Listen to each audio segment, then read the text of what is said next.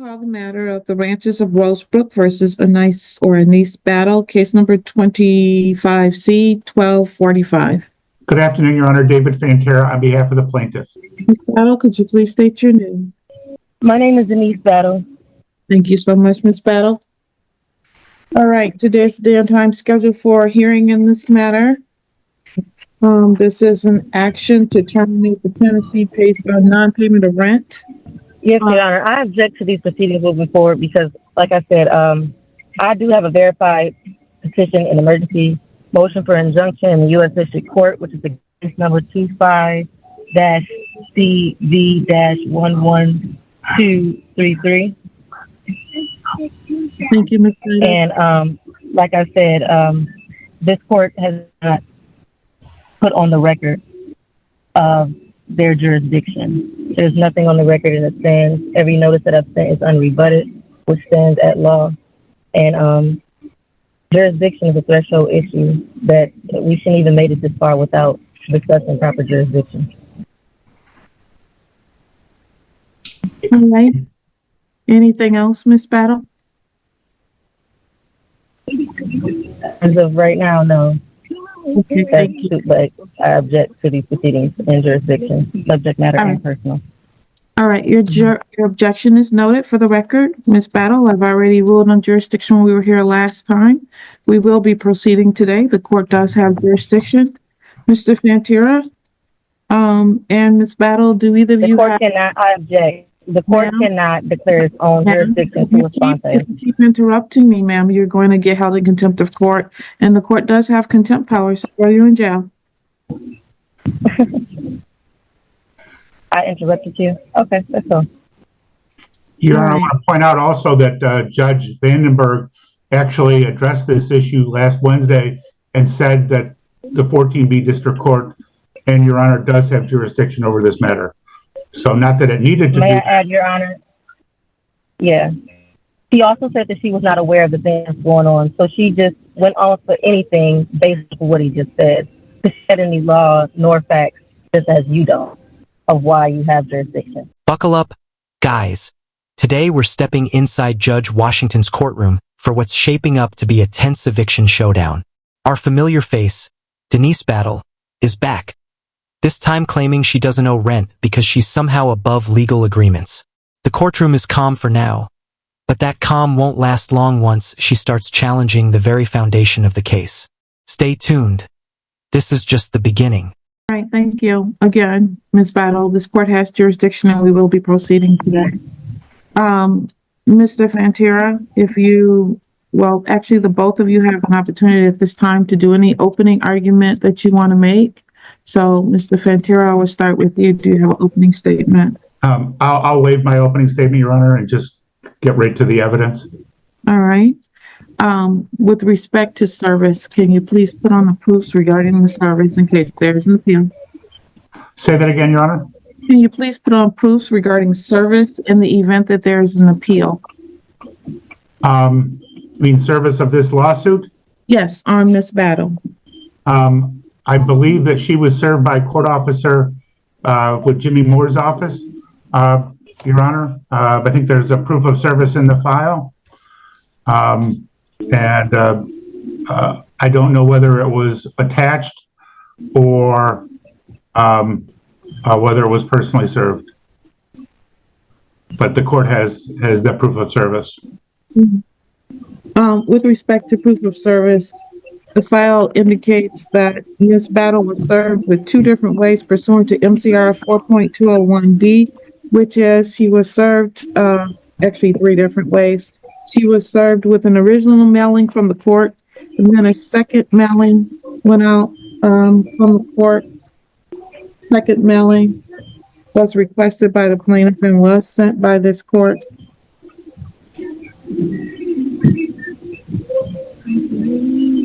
On March 28th, there was a mailing.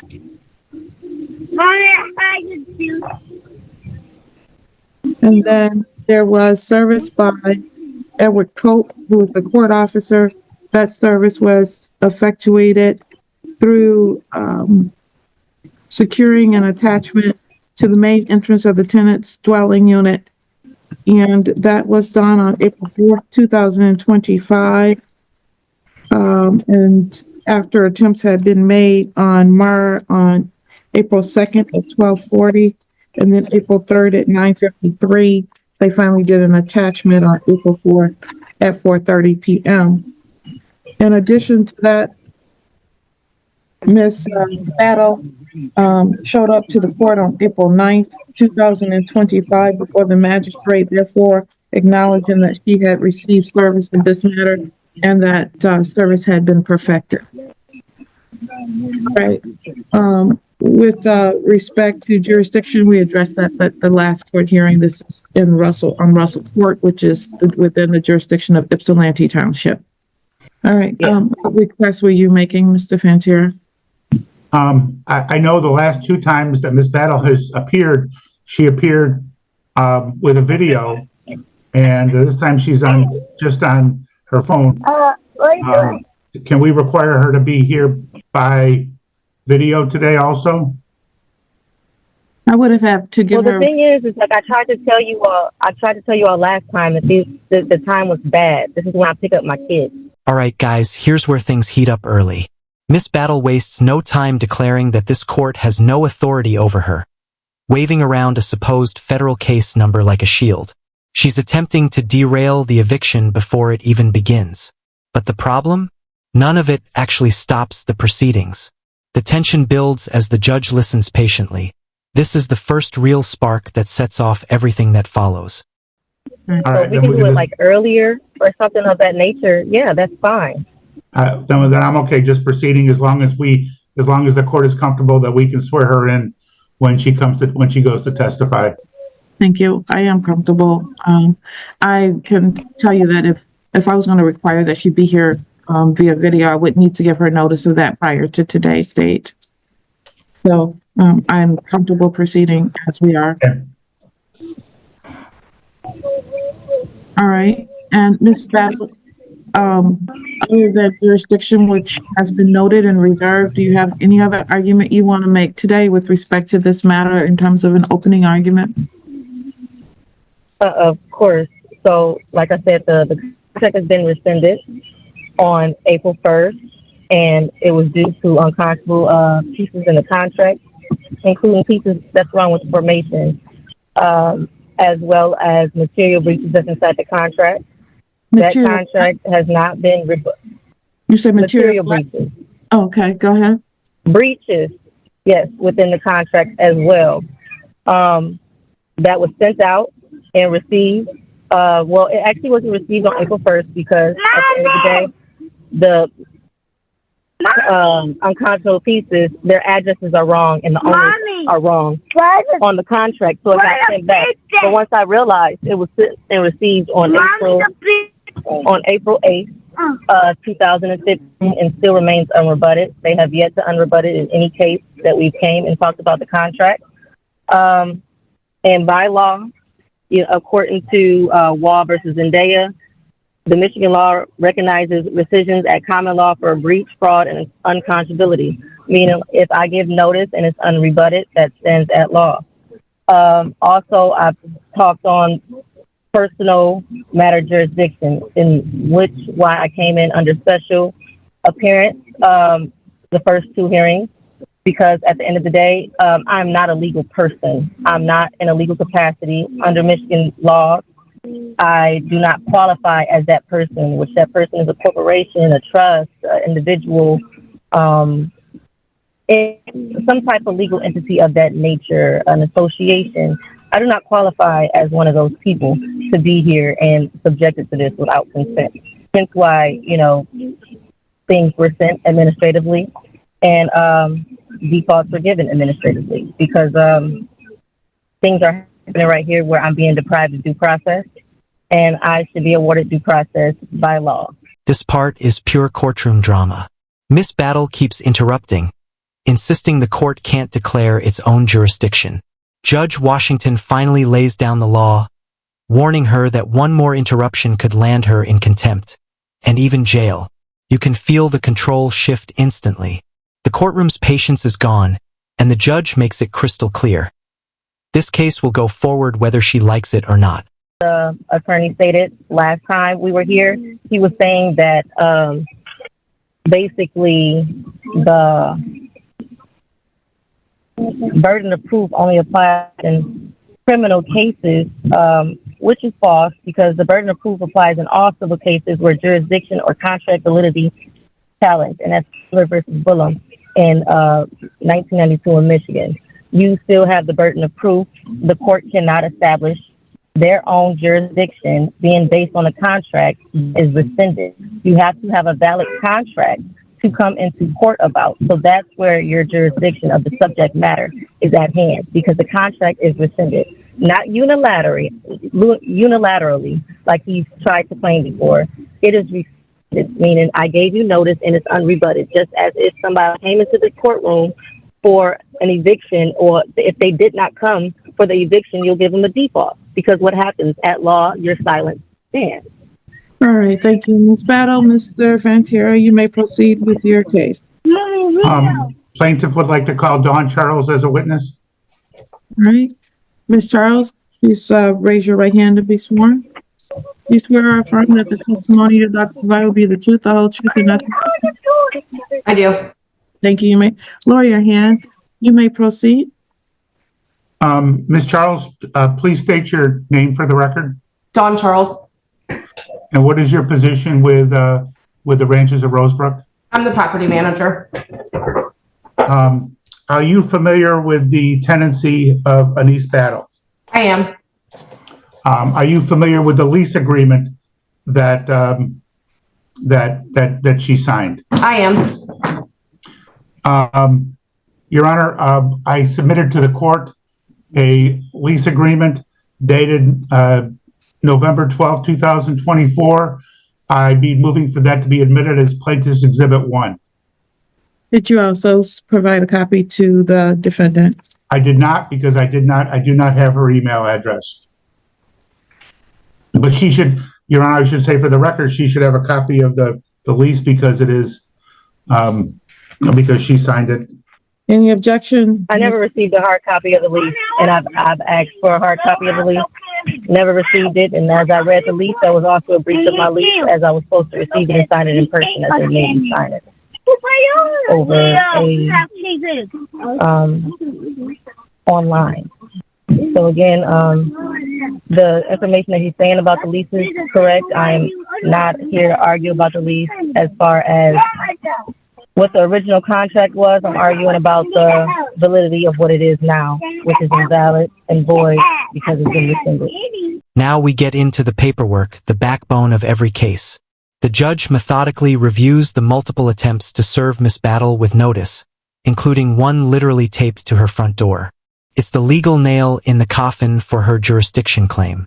Every detail, the dates, the times, the officer's actions, tightens the chain of evidence. It's calm but powerful, a procedural moment that quietly seals her fate. All right, given that she's not arguing about the validity of the lease itself, I will allow the exhibit. No, I've said I did argue about the validity of the lease as far as it being valid, because it's not. But I'm not arguing that I entered into a lease on or around December 6th. That's not what I'm arguing. I'm arguing the validity of the lease. So let's correct that. You're arguing, you're not arguing that you entered into the, what are you arguing? Like I said, I do not object to actually entering into a lease. What I thought was, yes, a proper lease or on or around December 6th. I do not deny that, but I do deny the validity of the lease because the lease has been rescinded and it's unconscionable. Yes. Thank you. Your argument that the lease is rescinded is not being admitted. The lease is admitted. That objection is overruled. On what facts of law? The fact that I just ruled that, ma'am. That's not a fact or a law. So let the record show that he has no law or no merit to. The record shows everything, ma'am. You don't need to say that. And please stop. I know it will when I pull the transcript, because like I said, this case is also. All right, Mr. Fantera, you may proceed.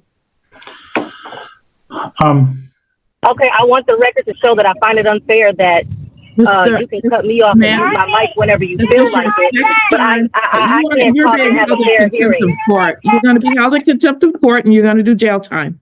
Here comes the wild sovereign citizen argument. Miss Battle launches into a long explanation claiming the lease was rescinded because it was unconscionable and that she's not even a legal person.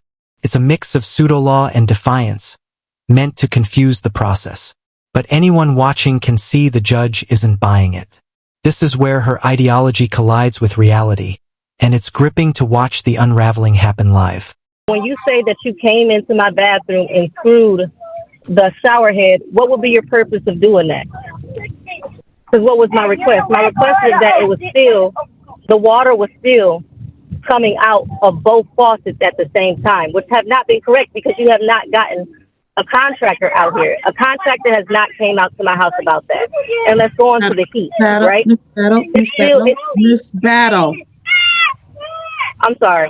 You can't testify now. You can ask her questions. You will get a chance. Okay, I'm gonna ask her a was question. in You're right. the apartment between December 15th and 16th because Wait the a second. Wait, everybody stop. Wait. There's no question You on said I had to form it as a question. I apologize. Okay, go ahead, Miss Battle. Okay. So you're saying that a contractor came out, you said December 16th? Correct. And what contractor was that? The contractor that did the job? Correct. Okay. And when that contractor came out, what did they say that they did? Repaired the tub faucet that had came off and repaired the tub diverter. They repaired the what that came off? The faucet for the tub. One more time. Uh-huh. And the diverter for the water. Right. Okay. So let that address that the faucet pushing out and the diverter, that doesn't address the issue of the plumbing, which really, when I had somebody come out, they said the wall has to be taken down because what happened is they messed up behind it. So again, let's rephrase. Let's go on to the new one. Let's go on to the furnace. So when they came out for the furnace, and they came out to fix it the first time, what were their results from that? I only have one work order for your furnace. They took it apart, checked the fuse, put it back together, and it was up and running. They cleaned it and put it back together. Okay. The furnace is new. So no, it was two work orders. One was done in the middle of the night. In the morning before they came into work. Your Honor, So I just wanted to be clear. So you don't have that work order for the morning. I'm asking the question. 1 second, there's an objection. Your Honor, Oh, you said it was an objection? Can you listen to it, Miss Battle? I can hear him now. You say he had an objection? Your Honor, I want to object. We're getting into the weeds here. I mean, you don't have a right to withhold rent or rescind a lease because of something small such as a tub faucet. And so, we're getting into whether somebody actually came out and fixed it or when it got fixed. And it just seems to me that this is irrelevant to the proceeding that's going on today. Well, it's object because it's not irrelevant to the proceeding because it's part of the reason on why I brought up the breach. Because at the end of the day, I kept trying to get somebody to come out to fix these things that are not fixed. Heat is a major thing. It's been cold. I still have a heater in my house because they haven't came back and got it and fixed it like they said they were going to. You get what I'm saying? It's still unconscionable things in the lease regardless. So everything about what I am arguing here is valid because I do have the right to rescind the contract based on breaches of the contract, just like you can come here on a quote-unquote breach of the contract. It's the same thing. Why do I not get the same right and to hear what's going on so she can hear what's going on? Your Honor, we will be more than happy to, the purpose of rescission, as the court knows, is to put the parties back in the same position they were before the contract got entered into. We will be more than happy to rescind this contract and basically have Miss Battle pay what she owes through the date of move out and terminate it so she doesn't have any more rent owing after move out. The problem is what she said to Judge Vandenberg last week, and I believe what she believes, is that when something gets rescinded, she is allowed to live there until she finds a new place. And that is not the law. We are more than happy to rescind this, to do away with this contract. Let her pay her balance through the date of move out and terminate this contract so that she can move on and we can move on. But what we can't let her do is to live there forever without paying rent. Well, let it show that by law, by contract law, if the breach is on your end, if you want to comply to it, like I said, because I did rescind it, and the breach was on your end, and it's rebutted on your end, and by law under the landlord and tenant, it is called constructive possession. When you are in breach of a contract, and I'm not at fault, I am allowed under equity and law to stay in a place. It's called constructive possession. And now the cold, hard numbers hit. The property manager lists every missed payment, every late fee, and every dollar owed. It's precise, factual, and devastating for Miss Battle. No more theories, no more pseudo-law, just math and accountability. The truth lands like a final verdict, closing the courtroom tension with clarity. If you enjoyed this breakdown, make sure to like the video, subscribe to the channel, and we'll see you in the next one. That's not the law, ma'am. That is not the law. Absolutely not at all. And, ma'am. Okay, so then if that's the case, if he wants to call out the breach of contract, then he's making it an uneven deal. Okay? So if he wants to say that he wants to accept the breach, then he has to accept the damages that come behind it. Because there's damages if I have to relocate on something that's not based on me. That's unfair. And that is that's unfair in that faith. Your Honor, I'm not trying to be unfair. All I'm trying to say the breach is not on me. The breach isn't on me. So if the breach is on me, I will understand what you're saying completely. The breach is not on me, so I should not be held liable for y'all breach. Yeah, but you're the one that wants to, Your Honor, but she is the one that wants to rescind. So it seems to me that she can't have. I want to rescind based on the unconscionable contract. And what does my rescission also say? If it says it, if that's the case, if you all want me to leave and you don't want me to have the constructive possession, then you all should be paying for my relocation because it was your injury to me. Can I say something without being interrupted, please? I want you both to stop talking for a minute, please. Go ahead. I'm sorry. So, first of all, if you want to talk about whether a contract can be rescinded, that is not typically what happens in a landlord-tenant. That's in a standard contract situation. However, if there is, in fact, a situation where is for you to get some of your monies back. That's not something where you get to just rescind the contract. That's why all of this is the wrong procedure. However, Mr. I'm sorry. Please. Mr. Fantero. You were saying something about getting your money. I need you to go back a little bit. It's breaking up really, really bad. So you're entitled, I can't hear you clearly. if in fact the court were to find that, for instance, the property was not habitable, like there were enough repairs that were done so that the property was habitable. We're not going to be able to make this out. The children in the back. My recorder is saying she can't make it out. I'm trying to make it out too, and it's just like breaking up a little bit. I tried to tell y'all that this was not like a good time for me at all. Remember, you had got his time, and when I went to go say my time, you cut my mic off, and I was literally trying to tell you that I cannot. It's 3 o'clock is just not a good time. I'm getting my kids out of school. I don't have help when it comes to getting my kids out of school. We can continue to try. We can just try to go for a morning time. I can do morning time. I have on the mornings. You don't have to figure this out. And if you don't figure it out, then the repercussions will be against you. You're gonna have to figure it out. Well, hold on. I am trying to figure it out. I wouldn't be here if I wasn't trying to figure it out, or if I wasn't trying to, you I know. grant you that. I agree that you are. I agree with that. But I have criminal dockets every morning. We don't have morning docket.